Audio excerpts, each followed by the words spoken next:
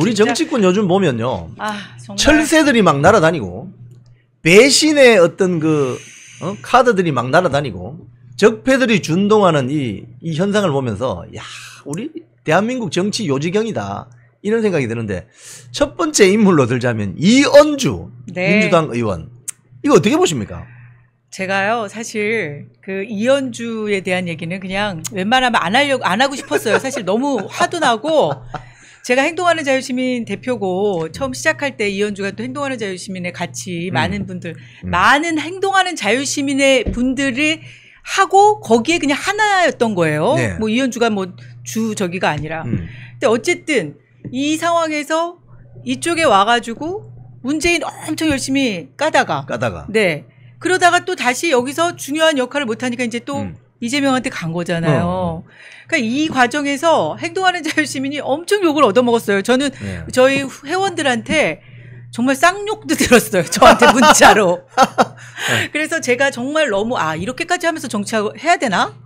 정치를 이런 식으로 해야지만 정치 생명이 이어져 가는 건가 할 정도로 자괴감이 들 정도로 행동하는 자유시민 대표를 하면서 참 괴로웠어요. 이름도 바꿔볼 생각도 하고 여러 가지 고민이 많았었거든요. 근데 오늘 이렇게 주제여가지고 제가 그냥 오늘은 그냥 얘기를 하겠습니다. 그래서 행동하는 자유시민은 정말 이 우파의 행동하는 자유시민들이 또 대한민국의 행동하는 자유시민들이 모여서 활동을 한 거고 저는 사실 제가 행동하는 자유시민이라는 그 이름 하나 때문에 제가 들어가서 대표직을 맡은 거거든요. 그러니까 이런 정말 이현주의 흑역사 밝혀주시네요. 네, 그러니까 정말 이현주 스스로 정말 부끄러운 이 자신의 어떤 흑역사를 만들어 놓은 거예요. 이쪽 저쪽 다니면서. 그러니까 정치는 사실 명분이 있어야 되잖아요. 그렇지. 그런데 어떻게 보면은 본인 스스로 명분을 만들었을 수도 있어요. 왜냐하면 이쪽 진영에 왔더니 자기를 대접을 안 해주더라. 뭐 계속해서 국회의원도 나가고 부산시장도 나갔었잖아요. 막 다 떨어지고 또 윤석열 정부에서도 뭘 하고 싶었는데 계속 안 됐잖아요.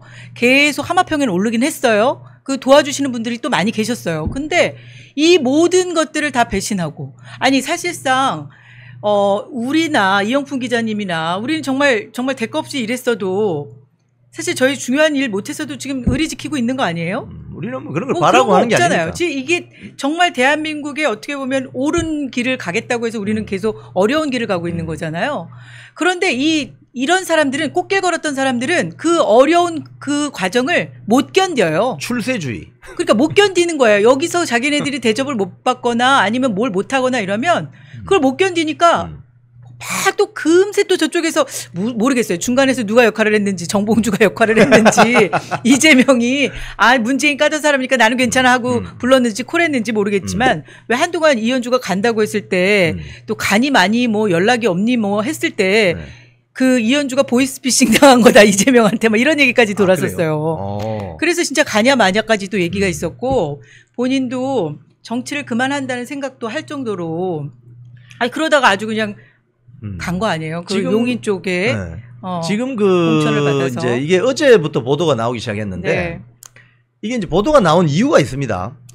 이제 민주당 전당대회가 끝나고 이 지도부가 8월 22일 날 오늘이 21일이죠. 그러니까 내일 양산에 있는 문재인 전 대통령을 만나러 갑니다. 내방한다 뭐 이런 얘기가 있었군요. 만나러 갑니다. 그러니까 그동안 이현주가 문재인을 그렇게 깠기 때문에 이거 내일 양산에 가면 너무 이거 저 입장이 난처하잖아요.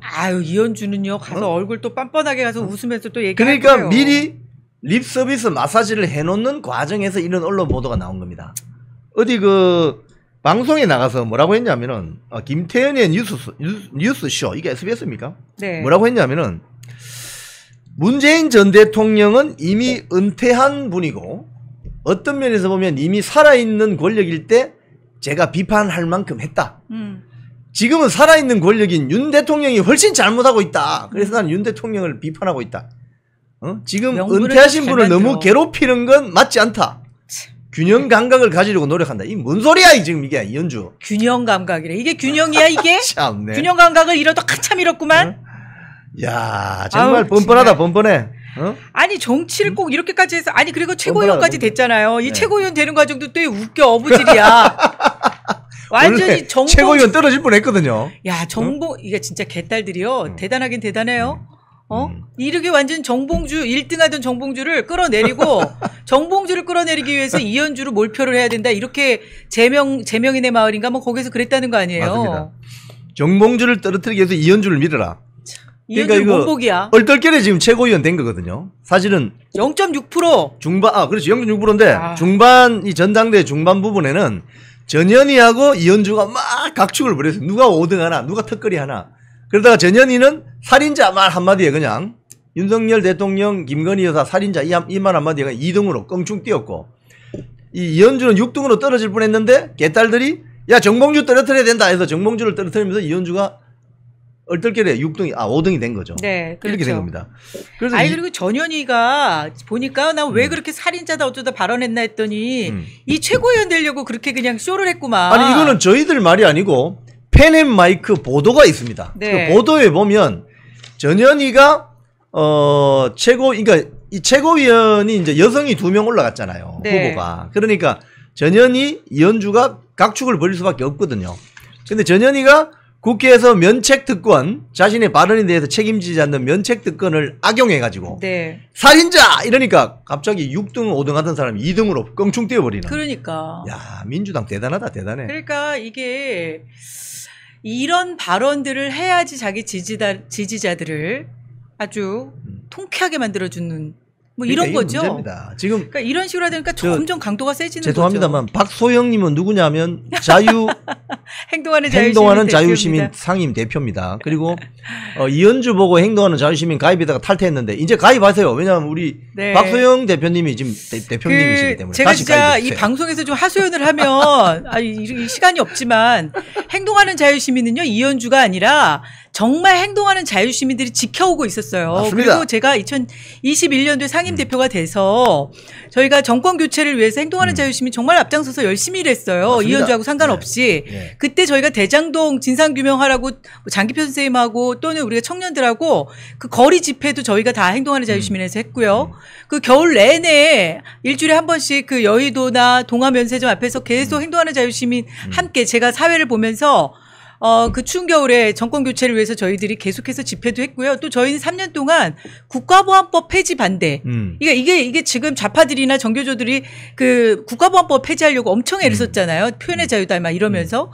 근데 그 국가보안법을 폐지시키는 거를 저희들이 막기 위해서 수호연대를 자유민주연구원, 한변, 그다음에 바른사회시민회의, 행동하는 자유시민, 저희 보수도 정말 뭉치거든요. 똘똘 뭉쳐가지고 저희들이 3년 동안 헌재 앞에서 거의 매주 월요일마다 계속 그 1인 시위도 하고, 그 다음에 기자회견도 수차례 하고, 그 다음에 원운석 저기잖아요. 신영복 글씨체로 썼던 거. 그거 원운석 그거 깨라고 얘기하기 시작한 게 저희 또 수호연대였어요. 국가보안법 수호연대. 그래서 행동하는 자유시민은 이현주는 떠났어도 21년도에 떠났어도 저희는 계속해서 행동하는 자유시민 활동을 했다. 그런데 이 이현주 때문에 저희가 회원 탈퇴가 엄청 많았고요. 그러니까 그 회비 끊는 분들. 심지어 저한테 회비를 돌려달라는 분들도 계셨고 제가 제 사비로 네.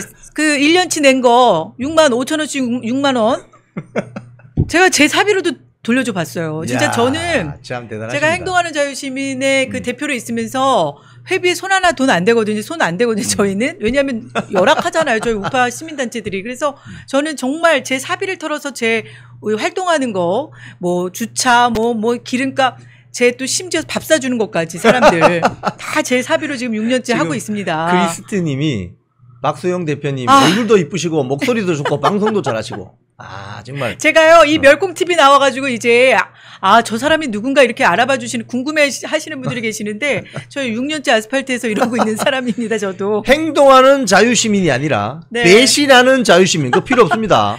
네, 그리고 배신하는 사람 필요 없어요. 혼자 저희는. 정신 승리하는 자유시민 필요 없습니다. 네. 나와서 행동하셔야 됩니다. 움직여 주셔야 돼요.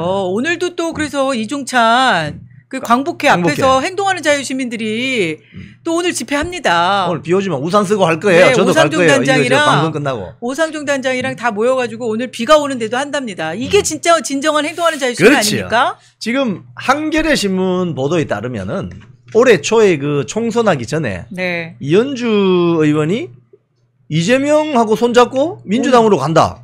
이러니까 한겨레 신문에서 난리가 났었거든요. 네. 그 보도 제가 한번 읽어드릴게요. 이현주 의원이 민주당을 몇 년 전에 탈당하고 문재인 전 대통령을 내란 선동죄로 고발. 그래요. 여적죄로도 고발하고 그랬어요. 내란 선동죄로 고발하는가 하면 노골적이고 걸신 들린 하이에나 같다고 비난하는 등. 야, 이래놓고 지금 네. 문재인 대통령이 선배 정치인이라고 이제 권력이 없다고 비판하면 안 된다. 그때는 또 틀리고 지금은 괜찮습니다. 뭐 이런 거예요. 그때 달라요, 네, 완전히. 자, 그런데 균형 감각을 가지고 있으면 지금 이재명 당대표도 비판해야 되는 거 아닌가?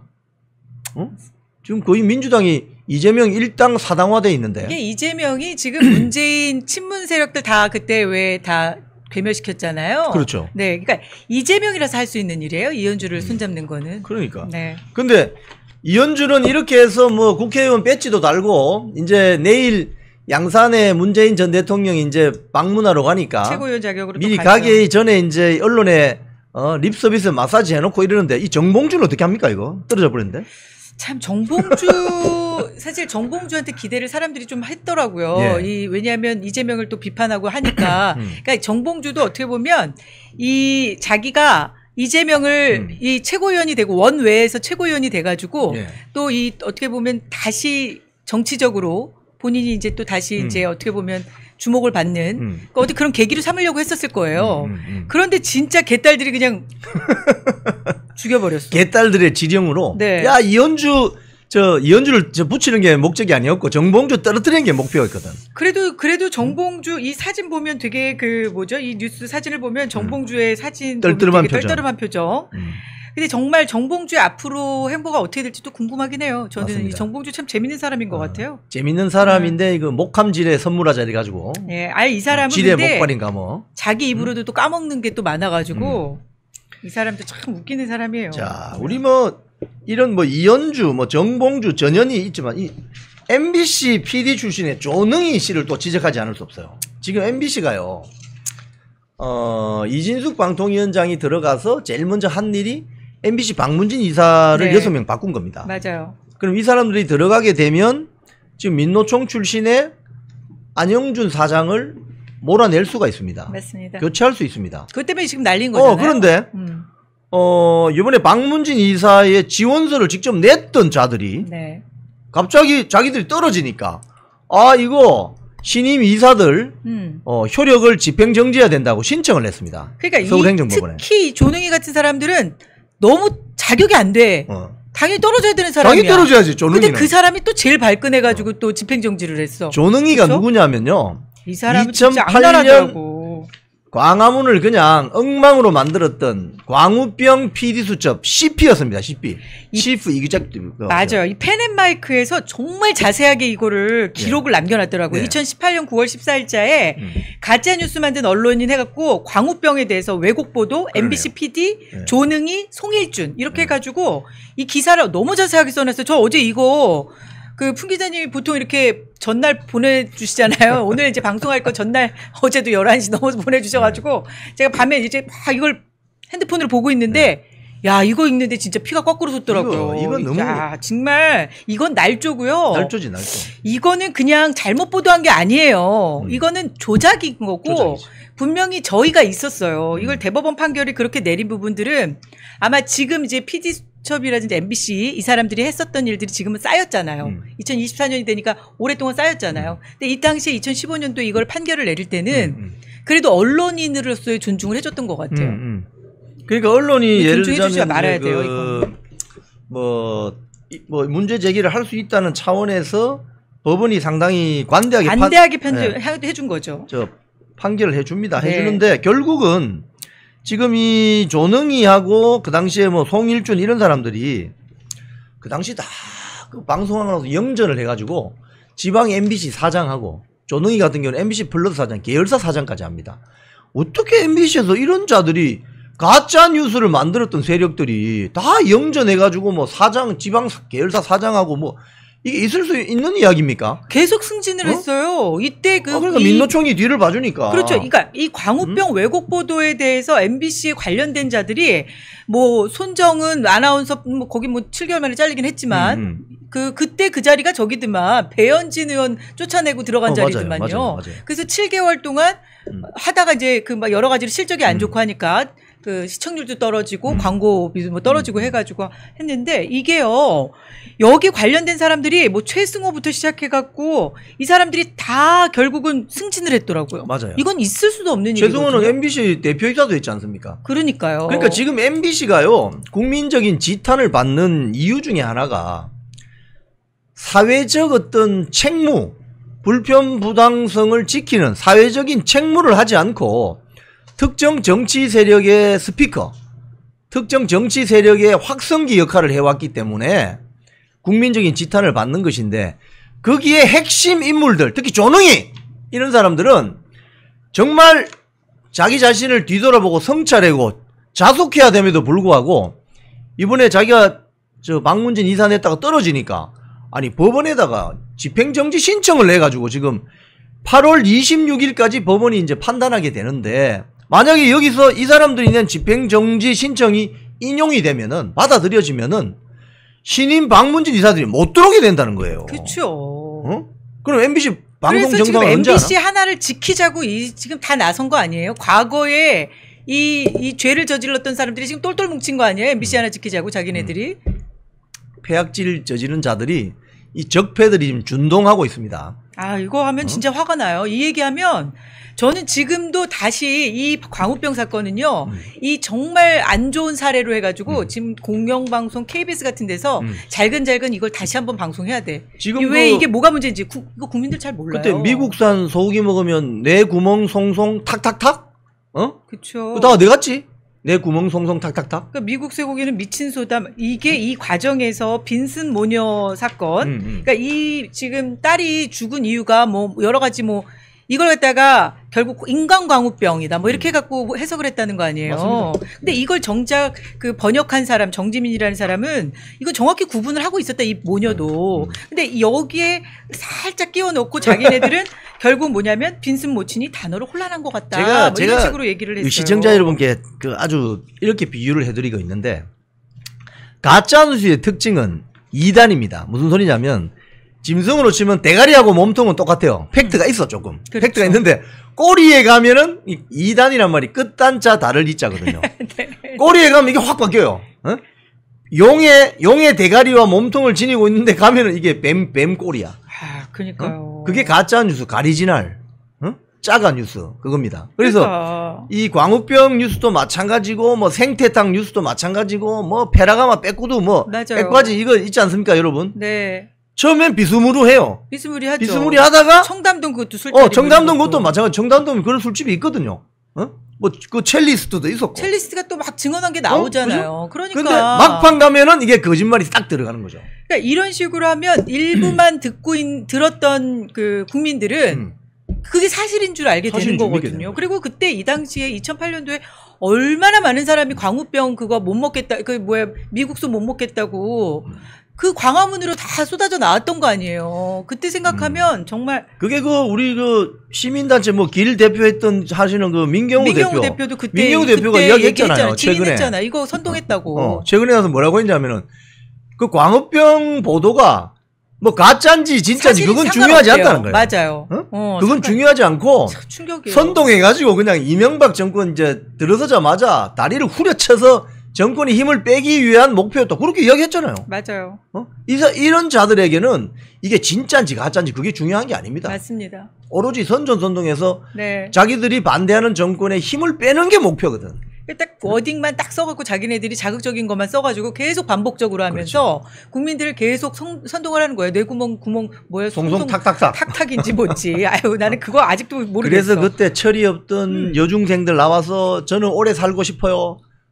잘 모르니까. 잘 모르니까. 네. 그 감수성 예민한 우리 청소년들까지. 예. 그리고 또 거기에 또 선동당한 많은 또 주부들이 또 유모차 끌고 나와가지고 이게 뭡니까 이게?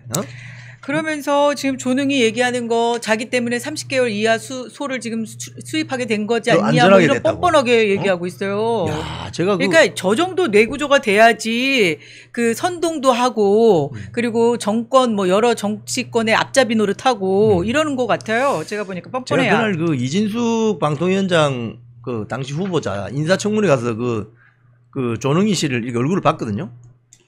제가 보니까 야 참 뻔뻔하시구나. 어? 아니 그러니까 뭐 MBC 플러스 사장까지 했었네요, 이 사람이. 그 계열사 사장을 했다니까요. 계열사 사장도 하고 네. 뭐 그러니까 계속 승승장구했군요. 그러니까 이것도 웃긴 거야. 이런 잘못을 했으면 이런 사람들은 어떻게 보면 언론계에서 매장이 돼야 되잖아요. 그리고 퇴출이 돼야지. 퇴출이 돼야 되는 거지. 그리고 다른 일을 하고 있어야 되는 건데 계속 또 MBC에서 주요직들을 맡아서 했어요. 그러니까 이것도 웃긴다는 거예요. 이것도 웃기는 거지. 무슨 대가로? 이것도 대가 아니에요? 도대체 뭐 때문에? 지금 저처럼 KBS 정상화 작년에 투쟁하다가 지금 해임된 사람은 지금 이렇게 밖에서 돌아다니고 있는데 어떻게 이런 자들은 아니 죄송해요. 웃는 게 아니라 이게 마음이 아파요. 솔직히 마음이 아픈데요. 우리가 이 유튜브에서 이렇게 떠들면서 우리는 이 스트레스를 해소하고 대한민국 정상화를 위해서 계속 노력하고 있잖아요. 우리가 뭘 바라고 한 게 아니에요. 근데 이 자들은 자기들의 생태계 환경을 그렇게 조성해 놨습니다. 뭐 가짜 뉴스 만들고 뭐 적폐적인 어떤 이 활동을 하더라도 안에 먹고 살 수 있는 구조를 그렇죠. 딱 만들어 놨죠. 네. 이게 지금 무서운 겁니다. 저희 같은 사람도 사실 오죽하면 나라가 정말 걱정이 돼서 나왔겠어요. 아줌마들이. 참. 야, 근데 진짜 정말 알면 알수록 정말 이게 정말 심각하구나. 나라 그러니까 모르면 관심이 없으면 그냥 편하게 살 수 있어요. 심각합니다. 네, 신경 안 쓰고 여행도 가고. 근데 자, 알수록 참. 자, 이거 저희들이 뭐 이 정도로 좀 이 부분은 정리를 하고 다음 우리 아이템 하나 더 이야기하겠습니다. 저 이제 요거 한마디만 해주면 안 돼요? 해주세요. 이거. 이 MBC 바꾸기 이렇게 힘드냐 하면서 저는 지금 현재 그 MBC 직원들의 처절한 이 투쟁이 이게 진짜 투쟁 아니겠어요? 이게 지금 MBC 노조원들 중에 제대로 된 목소리를 내는 맞습니다. 사람들이죠. 정말 이거 보면 눈물이 나요. 지금 MBC 7년째 힘들었던 그 사람들. 본사 기준으로 하면요. 직원들이 한 1,300명에서 400명쯤 된답니다. 네. 근데 그 중에 민노총 소속 노조원이 거의 1,200명. 80% 90% 된다는 거죠. 거의 90%. 왜 그래야 살아남으니까. 그러니까 그 안에서 MBC 안에서 살아남으려면요. 민노총 노조에 가입하지 않으면 곤란하다는 거지. 왜? 창고로 보내고. 뭐 이상한 데로 보내니까. 근데 그런 걸 아랑곳하지 않고 MBC를 정상화 시키겠다는 의인 같은 직원들이 한 100여 명 있습니다. 네. 이분들이 다 MBC 제3노조 오정환 비대위원장, 강명일 비대위원장, 김태래 사무국장 네. 등등이 있습니다. 지키고 있습니다. 이분들이 지금 며칠 전에 그 서울행정법원 앞에 가서 재판부에 대해서 정말 호소를 했습니다. 26일 날 신임 이사들 업무 집행정지 이거 정말 기각해야 된다. 네. 기각을 해달라. 네. 안 그러면 MBC 정상화 되기 힘들다. 그래서 그 더운 여름날 땡볕에 그냥 피켓팅 들고 그 기사를 보니까 참 우리 MBC 제3노조 화이팅! 힘내세요. 네. 힘내셔야 됩니다. 정상화를 위해서. 그래야 MBC 정상화 됩니다. 방송국 특히 공영방송사의 스피커는요. 특정 정치 세력을 위해서 봉사하거나 지원하거나 협조하면 안 됩니다. 왜? 공영방송은요. 특히 KBS, MBC는 기계적인 균형이라도 맞춰야 됩니다. 야당 하나 부르면 여당도 부르고 여당 2명 부르면 야당도 부르고. 그렇죠. 그래서 기계적인 중립을 지키기가 그렇게 어렵습니까? 그러니까 윤석열 정부를 뭐 찬양하라는 것도 아니고 윤석열 편들라는 것도 아니잖아요. 그렇죠. 기계적인 균형을 맞춰서 국민들이 그걸 알아서 판단하면 되는 거예요. 대신 공론의 장을 균형적으로 맞춰달라 이야기인데 그게 그렇게 하기도 힘드나 MBC? 우리 MBC 정상을 한번 기대해 보는데 제가 봤을 때는 제가 한번 전망을 해보자면 네. 재판부가 집행정지 신청을 기각하지 않을까. 저는 그렇게 예상합니다. 정말 사법부가 이럴 땐 정말 사법부가 제대로 된 판단을 좀 해줬으면 좋겠어요. 이게 어떤 의도를 가지고 한 건지 그런 저의를 좀 간파해야 된다. 왜냐하면 이번 이 박문진 이사 선임은 임기가 끝났기 때문에 새로 뽑은 거거든요. 맞아요. 임기가 끝났는데도 끝났기 난리야. 때문에 뽑은 거거든. 그렇기 때문에 이거는 재판부가 인용하기보다는 기각할 가능성이 큽니다. 기각이 되면 만약 26일 날 이제 기각이 된다면 26일 날 전에 알려지게 되는데 이때부터 이제 MBC 정상화가 들어가는 거지. 그렇죠. 그러니까 이진숙 위원장이 지금 임명이 되자마자 이걸 빨리 심사해가지고 발표를 할 수밖에 없었던 이유는 MBC가 빨리 정상화가 되라는 의미에서 한 거고. 맞습니다. 또 민주당이 방통위원장에 또 탄핵시키려고 했기 때문에 직무를 못하게 이런 꼼수들이 계속 있었기 때문에 이거는 악의적인 거잖아요. 맞습니다. 그러니까 사법부가 이러한 정말 상황들을 방통위의 정말 어려운 상황들 이걸 좀 제대로 판단해서 이진숙 위원장이 그 다음에 일을 못하는 거는 그 다음에 하면 돼요. 그 다음에 판단을 하면 되거든요. 그렇죠. 근데 정말 일을 어떻게 하는지 보여주지도 못하고 탄핵을 당했기 때문에 말도 안 되는 거죠. 사법부가 정말 판단을 해줘야 된다. 그렇게 생각하고 있습니다. 저희도. 기대합니다. 기각될 것으로 저는 기대하고 있습니다. 26일 날 네. 잔치국수 한 그릇 먹. 면역력이 왜 중요한지 말 안 해도 다들 아시죠? 저는 몇 년째 환신을 꾸준히 먹고 있는데 면역력만큼은 걱정 안 합니다.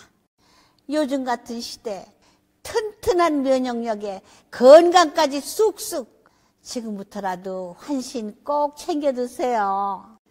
드셔본 분들만 그 진가를 느낄 수 있다니까요.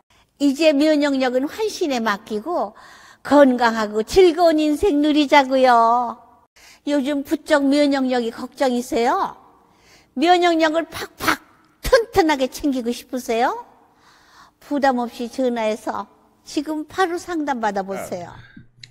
자, 1945년도 1948년까지 우리가 해방공간이라고 부르는데 우리나라가 다시 해방공간으로 되돌아가나 봐요. 민주당 진성준이 친일 공직 금지법이라는 걸 만든대요. 친일 반민족 행위를 찬양 공무원자의 공직 공공기관 진출 금지와 독도 영유권 부정 훼손 행위에 대한 금지 처벌법이라고 얘기합니다. 노종면이라는 사람은 여기 한 줄 더 떠서 독도 영유권과 관련해서 대한민국 국익이 현저히 침해되면 내란죄가 된다 이렇게 얘기했습니다.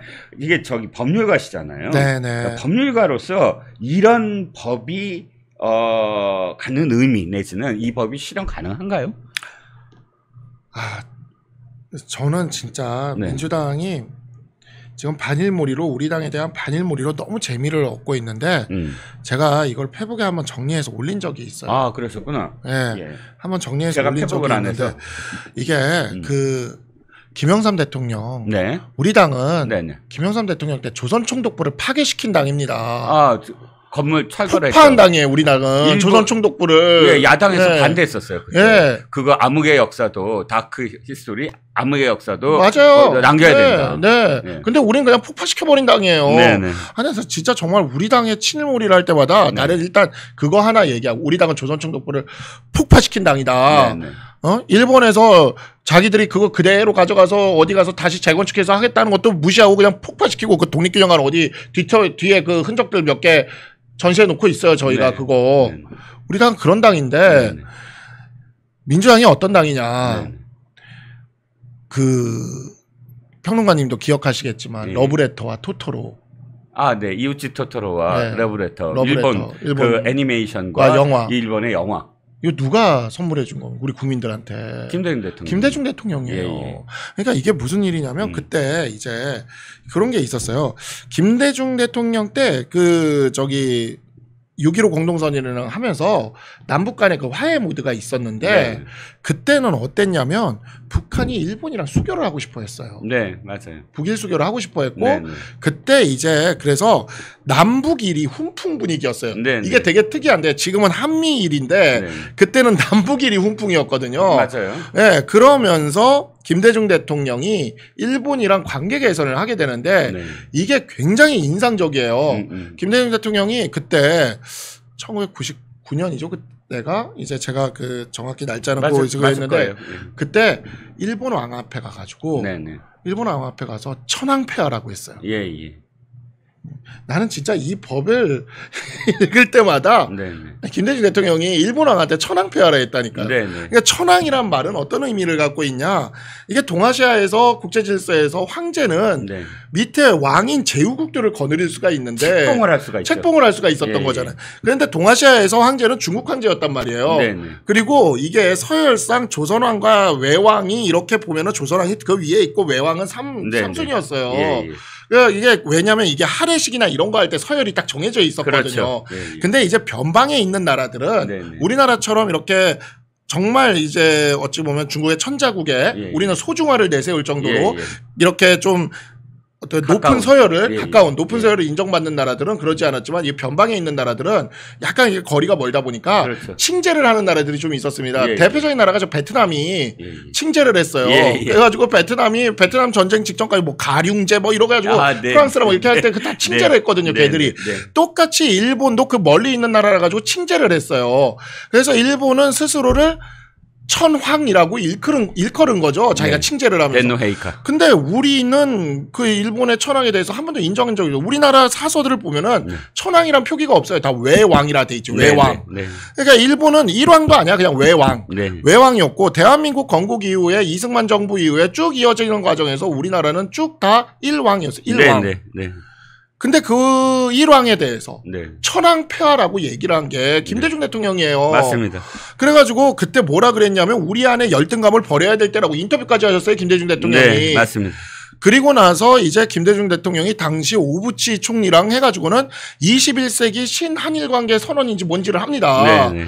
그걸 하면서 만화, 드라마, 가요, 영화 다 풀어준 거예요. 그래가지고 다 들어왔잖아요, 지금. 네. 일본 문화 다 들어왔어요. 그래가지고 토토로니, 뭐 러브레터니. 제가 이걸 왜 정확히 아냐면 제가 바로 그때 대학 초년생이었어요. 98학번. 네. 그래가지고 그때 막 갑자기 들어온 거예요. 저 고등학교 때까지 어땠냐면 필통에서 딱 검사했는데 선생님이 검사했는데 저기 하이테크랑 펜텔 나오면 바로 압수당했어요. 어디서 펜텔. 일제 샴푸랑 펜텔, 일제 샤프랑 일제 저기를 샤프랑 그 저기 그 볼펜이죠 볼펜 예. 하이테크 볼펜을 쓰냐 하면서 그만 학수당하고 예. 광복절 다큐멘터리가 뭐였냐면은 뭐 저기 그 다 김영삼 정부 때였는데 네. 광복절 다큐멘터리가 요즘 중고등학생들이 일제 문방구를 써서 민족 정신이 파괴된다 이거였어요. 예. 맞아요. 아니 그게 우리 보수였다고요. 네. 근데 저쪽에서 김대중 대통령이 갑자기 일본 문화 다 개방한다 그러고 뭐 일본 제품 다 그냥 쓰라 그러고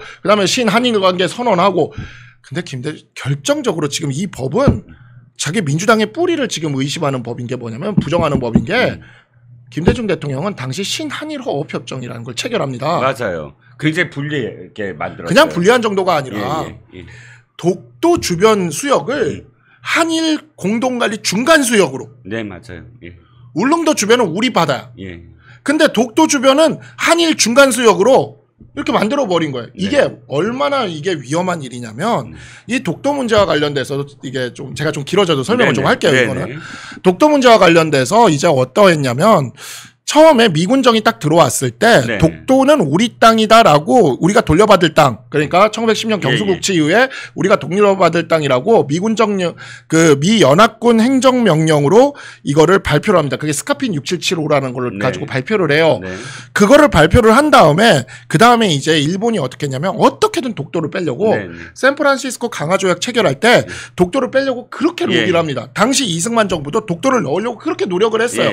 그 외교전이 이 샌프란시스코에서 막 펼쳐졌는데 그 기록이 다 남아있는데 들어갔다 나갔다 하다가 1952년에 한국전쟁 중간에 우리가 힘이 없을 때 그때 막 여력이 없을 때 그때 독도를 빠진 걸로 그러니까 우리가 돌려받을 곳에서 빠진 걸로 강화조약이 체결돼 버립니다. 이게 일본이 독도를 자기 땅이라고 주장하는 법적 근거 중에 하나예요. 왜 그러냐면 우리가 법의 해석 중에 입법적 해석이라는 게 있는데 예를 들어 입법기관이 법을 만들 때 어떤 내용을 넣었다 뺐다 했다가 최종적으로 빼면 뺀 걸로 보고 마지막 순간에 뺐으면 뺀 걸로 보는 거예요. 하필이면 독도가 넣었다 뺐다 계속하다가 뺀 걸로 돼버렸으니까 이게 마지막 순간에 뺀 걸로가 돼버려가지고 이 입법적 해석에 따르면 샌프란시스코 강화조약상 독도는 반환범위에 안 들어오는 것처럼 보이는 거예요. 그래서 이 부분이 사실 이승만 정부 때 우리의 실책이냐 하면 아니죠. 이승만 정부가 보통 사람이 아니죠. 이승만 대통령이 프린스턴 대학에서 국제정치학을 전공했는데 이분이 국제정치학 전공하면서 국제해양법을 전공하신 분이에요. 그래서 당시에 정말 1940년대에 아무도 생각 못할 때 40년대 50년대에 배타적 경제수역이라는 이론이 국제해양법에서 처음 등장했는데 자기 그 영토 밖 200캐리까지를 배타적 경제수역으로 인정받는 그 이론이 있어요. 이 EEZ를 일본이 미 군정부의 식민 지배를 사실상 받고 있었죠. 그래서 일본이 주권이 없을 때 중국은 국공내전으로 난리였어요. 이 동아시아에서 대한민국이 힘이 제일 셌을 때입니다. 중국이 국공내전 때문에 난리. 일본이 그럴 때 그냥 해도 펼쳐놓고 그 200캐리에 가까운 선을 쫙 그어가지고 거기 독도도 당연히 들어가 있어요. 예, 독도는 중간에 있어요. 중간에 엄청난 그 바다를 그어놓고는 평화선 선포를 딱 해버린 거예요. 근데 이 이승만 평화선은 이게 굉장히 큰 의미를 가지는 게 국제법에서 되게 중요한 게 선점이거든요. 근데 우리가 근대 국가에서 첫 선점을 해가지고 독도까지 다 그냥 당연히 우리게 된 겁니다. 프란시스코 강화조약을 체결을 했지만 발효되기 직전에 그걸 해버렸죠. 발효돼야 되는데 발효되기 그 직전에. 난 정말 이승만 대통령 그런 거 보면 진짜 멋있어요. 진짜 멋있었어요. 그거는 제가 이승만 대통령이 가장 인정받아야 되는 그 성과라고 생각을 합니다.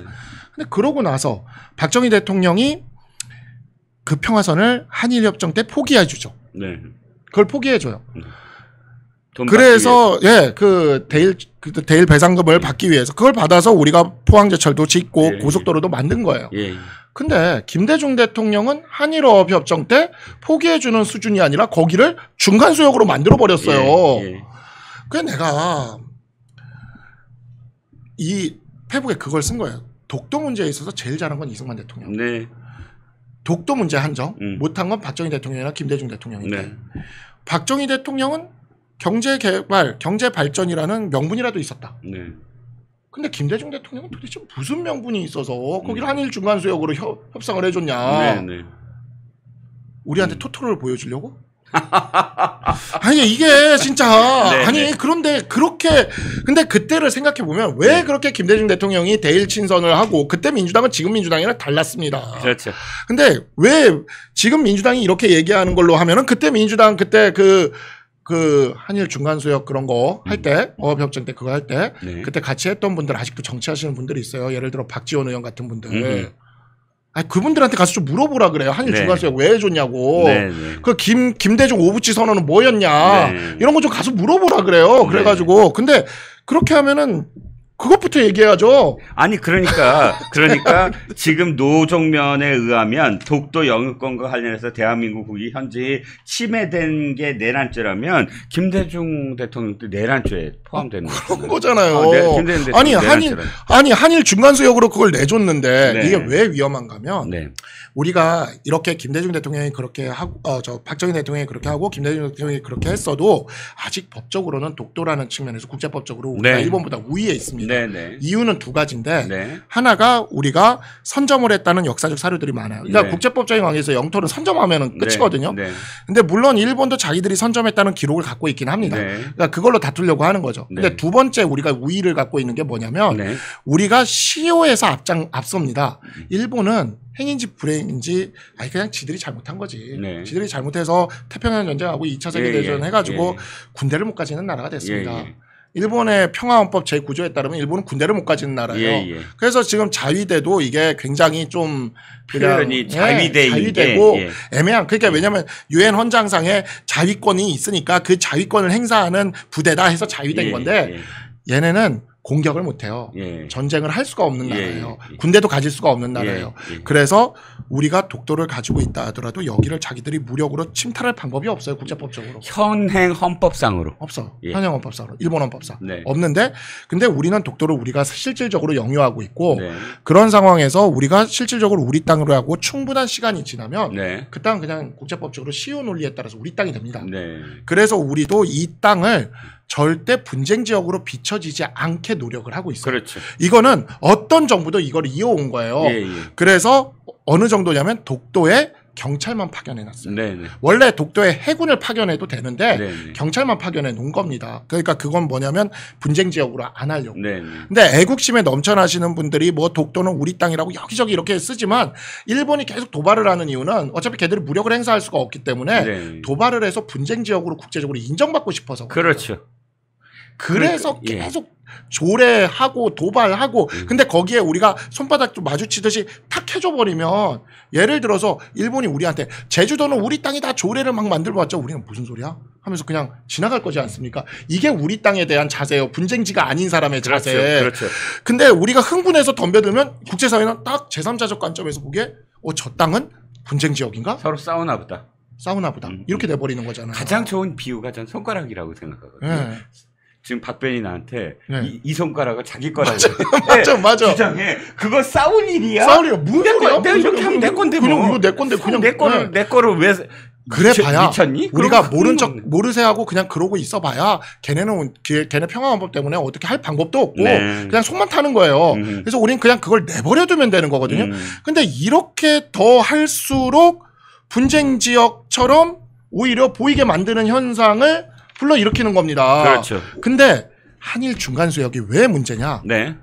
한일 중간 수역은 사실 우리가 이건 분쟁 지역이라고 국가가 합의해 준 거나 마찬가지. 우리가 합의를 해줘 버렸잖아요. 그렇죠. 한일 간에 논란이 있는 땅이다. 이러면서 합의를 해준 거잖아요. 그러니까 박정희 대통령의 평화 선포기보다 김대중 대통령의 신한일 어업협정 중간 수역이 더 문제예요, 사실. 법적으로는 더 제일 큰 문제예요, 이게. 근데 민주당 지지자들 김대중 대통령의 신한일 어업협정의 그 중간 수역 얘기도 안 하잖아요. 사실 제일 문제입니다. 네. 이걸 우리가 이제는 얘기를 해야 돼요, 이거를. 그리고 아니 그러면 이게 중간 수역부터 이거를 왜 해줬냐? 결국은 자승자박. 자승자박이에요. 자승자박입니다. 그리고 네. 또 제가 생각하기에는 지금의 분위기가 반일몰이로 어떻게 자기네들이 어떤 정치적 이득을 얻을 수 있는 상황이 아닌 것 같아. 이제는 그게 안 먹힌다는 얘기지, 내 말은. 맞아요. 예. 잘 안 먹힌다는 얘기. 네. 그러니까 점점 더 양국의 호감도가 높아지고 있다는 게 동아시아 연구소하고 겐논 NPO라고 해서 일본의 이 싱크탱크인데 언론 NPO죠. 그러니까 이 두 단체가 1년에 한 번씩 양국의 서로 간의 호감도를 조사해서 발표를 하는데 2015년까지는 꽤 높았어요. 그런데 네. 문재인 정권 때 완전히 폭락을 했지, 양쪽. 네. 반감을 갖고 막. 예. 왜냐면 뭐 어쨌든 충돌을 하고 네. 이쪽에서 죽창 들고 맨날 네. 조국이 죽창 예. 들자 그러고 그러니까. 그런데 2023년이 최고로 올라갔어요. 네. 양쪽이 다. 그러니까 일본도 한국 국민에 대해서 굉장히 호감을 갖고 있고. 그래서 네. 어째 결론적으로 얘기하면 지금 뭐 일본에 가지 마라, 뭐 일본산 싸지 그렇죠. 마라. 예. MZ 세대들이 그걸 받아들일 수가 없잖아요. 그러니까 제가 그때 막 문화 개방될 때 제가 대학을 다니고 있었잖아요. 네. 김대중 정부 때. 네네. 그때 서울대에도 운동권이 있었단 말이에요. 그렇죠. 근데 그때 서울대 운동권은 6.15 공동선언 이후에 북한과 화해하고 그렇게 해야 된다, 여기에 몰두해 있었지 중간수역 가지고 누구도 한마디도 안 했습니다.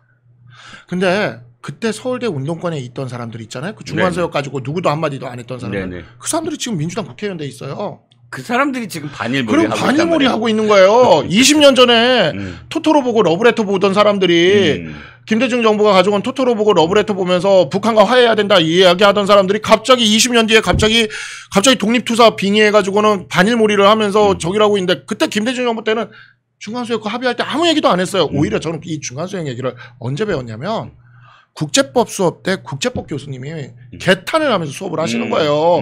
큰일 났다.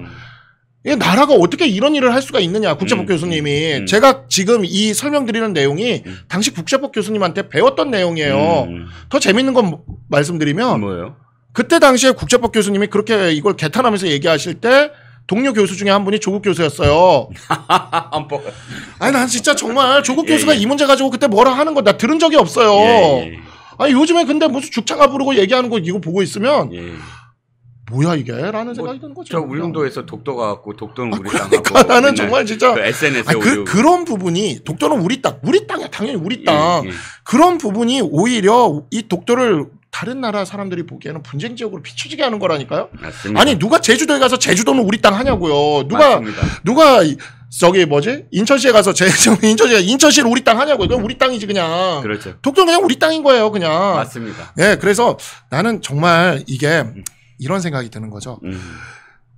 민주당도 알아요. 언젠가 민주당이 집권을 하게 되고 아직 북일 수교가 안 됐기 때문에 민주당이 집권을 하게 되고 언젠가 또 북일 수교가 떠오르게 되면 왜냐하면 북일 수교는 언젠간 될 겁니다. 아, 그렇죠. 왜냐하면 북한도 그 돈이 필요할 테니까. 그러니까 그때가 되면 또 이런 얘기 다 사라질 거예요. 그게 일본이란 나라의 특수성입니다. 일본이 남북일에 붙던 한미일에 붙던 일본이란 나라가 이 동아시아의 복잡한 국제 외교 정세 아래에서 굉장히 특수한 위치를 점하고 있기 때문에 현재 어떤 그런 국제 정치적인 그런 이해관계나 이익 때문에 우리가 과거사에 맞지 않는 그러한 행동들을 여당이 해야 될 때도 정부 여당이 그러한 모습을 보여야 될 때도 분명히 있다라는 걸 민주당은 그때 천황폐하를 외칠 때 알았을 거예요. 분명히 알았을 거야. 그리고 앞으로 쟤네들이 언젠가 집권을 하게 돼가지고 북일 수교를 또 이렇게 지지해 줘야 될 것 같을 때는 또 지금처럼 이러지 않고 일본은 또 우리의 미래 동반장하게 그때 김오부치 선언이 21세기 미래 동반장하게 21세기 끝났나요? 아직 2024년 아직 20년대 아직. 근데 지금 21세기 끝나지도 않았는데 지금 죽창가 부르면서 반일 이러고 있는데 지금 우리가 과거사에 대해서 일본이 그와 같은 우리나라에 어쩌면 보면 그 많은 폭압을 저질렀던 것들, 우리 독립운동가들에게 했던 것들, 그 다음에 우리의 국권을 침탈했던 것들, 그걸 부정할 사람이 누가 있습니까? 혹시 있다 하더라도 정말 우리나라에 극소수만 존재하는 사람들일 거예요. 근데 그걸 가지고 뭐 전부 뻥튀기 하면서 이렇게 얘기를 하면서 이렇게 반일몰이를 하는 거는 정말 후한무치한 행동이고 자기들의 과거를 돌아보지 않는 모습이고 지금 우리 동아시아의 이 복잡한 외교 안보 질서에 있어서 대한민국이 쓸 수 있는 옵션과 카드를 줄이는 진짜 그것이야말로 애국적이지 않은 행동이라고 저는 생각합니다. 네. 제가 아주 숨가쁘게 지금 네. 해서 사실 많은 부분은 이제 또 이렇게 그 꿰는 느낌. 그러니까 나는 부분 많이 제가 방송에서 얘기한 부분이 있거든요. 이승만 대통령의 그 200캐리 문제부터. 네. 근데 이거를 또 이제 김대중 대통령의 그 한일 어협정까지 연결을 하면서 쭉 흐름으로 한 번에 관통을 하니까 일목요연했어요. 일타. 네. 독도 일타다. 네. 자, 그런데 한 가지 제가 생각이 나는 게 이재명이라는 사람의 인터뷰야. 경기도지사 처음 됐을 때인가 도쿄신문하고 인터뷰를 하는데 네. 그때 내가 뭐라고 하는지 기자가 뭐라고 그랬냐면 자기는 일본과 굉장히 가깝대요. 일본 사람들이 일본이 자기를 잘못 이해하고 있대.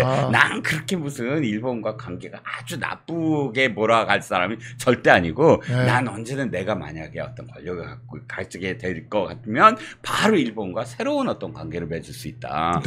라고 주장했던 사람. 그게 김대중 정신이겠네요.